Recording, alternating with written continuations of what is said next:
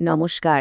আজ আমরা ভারতের ইতিহাসের এমন এক বাকবদলের গল্প শুনব যা দেশের অর্থনীতিকে চিরদিনের জন্য পাল্টে দিয়েছিল। চলুন সোজা চলে যাই ১৯৯১ সালে আর দেখি ঠিক কি হয়েছিল সে সময়। ভাবা যায় 1991-এর গরমে ভারত অর্থনৈতিকভাবে প্রায় দেউলিয়া হওয়ার পথে। দেশের বিদেশি মুদ্রা রিজার্ভ এতটাই কমে গিয়েছিল যে তা দিয়ে বড়জোর ২ সপ্তাহ মানে মাত্র ১৪ দিনের জন্য প্রয়োজনীয় জিনিসপত্র আমদানি করা যেত। আসলে এটা কিন্তু শুধু একটা সমস্যা ছিল না, এটা ছিল অনেকগুলো সংকটের একটা ভয়ঙ্কর ককটেল যা গোটা দেশকে একেবারে খাদের কিনারায় এনে দাঁড় করিয়েছিল। সংকটটা ঠিক কতটা গভীর ছিল সেটা একটু বোঝা দরকার। একদিকে তো বিদেশি মুদ্রার ভাণ্ডার প্রায় শেষ, তার উপর মুদ্রাস্ফীতি বেড়ে দাঁড়িয়েছে ১৭%, মানে সাধারণ মানুষের জীবনযাত্রার খরচ আকাশ ছোঁয়া।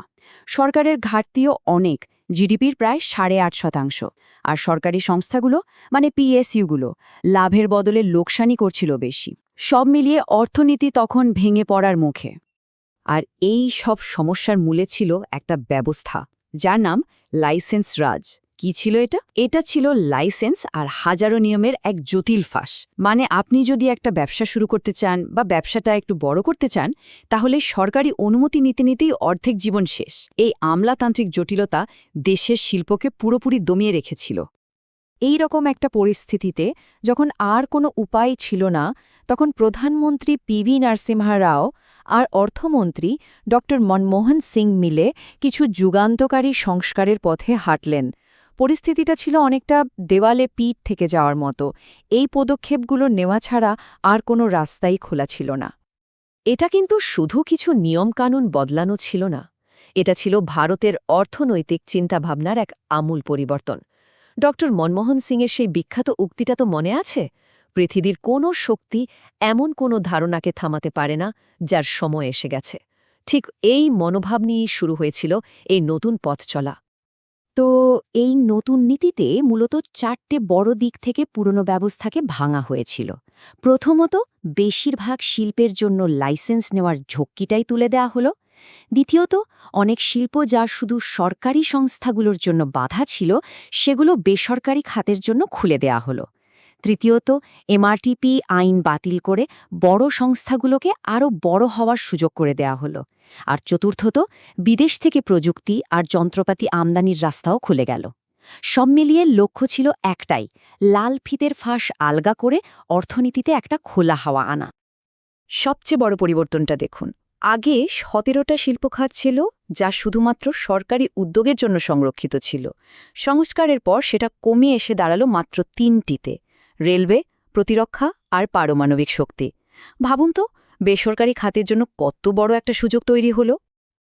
আর এর ফলটা ছিল প্রায় সঙ্গে সঙ্গেই ভারতের শিল্প জগতের চেহারাটাই পুরোপুরি বদলে যেতে শুরু করল। চলুন দেখি ঠিক কি প্রভাব পড়েছিল। শুরুর দিকে একটু ধাক্কা লাগলেও তারপর শিল্পবৃদ্ধির হার যেন রকেটের গতিতে ছুটতে শুরু করল। এই গ্রাফটা দেখলেই ব্যাপারটা পরিষ্কার বোঝা যায় অর্থনীতিকে নিয়ন্ত্রণমুক্ত করার কি অসাধারণ প্রভাব। কয়েক বছরের মধ্যেই বৃদ্ধির হার প্রায় ০ থেকে লাফিয়ে ১১%-এরও বেশি হয়ে গেল।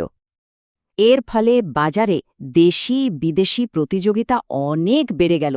সাধারণ মানুষের হাতে এলো অনেক নতুন নতুন জিনিস কেনার সুযোগ, আর জন্ম নিল এক নতুন আত্মবিশ্বাসী বেসরকারি শিল্পক্ষেত্র যা ভারতকে বিশ্বের দরবারে এক নতুন পরিচিতি দিল। এই সংস্কারের হাত ধরেই ভারত নিম্ন আয়ের দেশ থেকে মধ্যম আয়ের দেশের তালিকায় উঠে আসে। কিন্তু মুদ্রার তো সবসময় দুটো পিঠ থাকে, তাই না? এই ব্যাপক আর্থিক বৃদ্ধির সুফল কিন্তু সমাজের সব স্তরের মানুষের কাছে সমানভাবে পৌঁছায়নি। ফলে একটা বেশ জটিল আর ভারসাম্যহীন ছবি তৈরি হয়েছিল। একদিকে যেমন বড় বড় কোম্পানি আর মেট্রো শহরগুলো ফুলে ফেঁপে উঠল, তেমনি অন্যদিকে অনেক ছোট ছোট শিল্প এই প্রতিযোগিতায় টিকতে না পেরে বন্ধ হয়ে গেল। আর কৃষিক্ষেত্রটা তো অনেকটাই পেছনে পড়ে রইল। এই বৈষম্যটা সংস্কারের একটা বড় সমালোচনার দিক। এর ফলে কর্মসংস্থানহীন বৃদ্ধি বা জবলেস গ্রোথ বলে একটা অদ্ভুত পরিস্থিতি তৈরি হলো। মানে দেশের জিডিপি তো বাড়ছে, কিন্তু সেই বৃদ্ধিটা আসছে মূলত পরিষেবা খাত বা সার্ভিস সেক্টর থেকে। এই সেক্টর অর্থনীতিকে এগিয়ে নিয়ে গেলেও কৃষি বা শিল্পের মতো প্রচুর পরিমাণে কর্মসংস্থান তৈরি করতে পারে না। ফলে আর্থিক বৃদ্ধির সত্ত্বেও বেকারি একটা বড় সমস্যা হয়েই থেকে গেল। এই চরটা দেখলেই বোঝা যায় জিডিপিতে কৃষির ভাগ কমেছে আর পরিষেবা খাতের ভাগ কি বিপুল পরিমাণে বেড়েছে। তাহলে সব মিলিয়ে এই ঐতিহাসিক সংস্কারকে আমরা কিভাবে দেখব? এর দীর্ঘস্থায়ী প্রভাবটা ঠিক কি? সত্যি বলতে ১৯৯১ সালের উদারীকরণ কোনো শখের সংস্কার ছিল না। এটা ছিল একটা বাধ্য হয়ে নেওয়া পদক্ষেপ, একটা ভুলের সংশোধন। এমন এক সংকট থেকে এর জন্ম হয়েছিল যা দেশকে অন্য কোনো বিকল্পই দেয়নি। এটা ছিল টিকে থাকার লড়াইয়ে এক মরিয়া কিন্তু সফল বাজি। নিঃসন্দেহে এই সংস্কার একটা আধুনিক শিল্পভিত্তি তৈরি করেছে, কিন্তু বৈষম্য আর সুষম উন্নয়নের চ্যালেঞ্জগুলো আজও রয়ে গেছে। আর এটাই আমাদের ভবিষ্যতের জন্য একটা বড় প্রশ্ন রেখে যায়, যে নতুন ভারতের নকশা তৈরি হয়েছিল তা কি আজও অসম্পূর্ণ? আর যদি তাই হয়, তাহলে সেই নকশা সম্পূর্ণ করার পরবর্তী পদক্ষেপ কি হবে?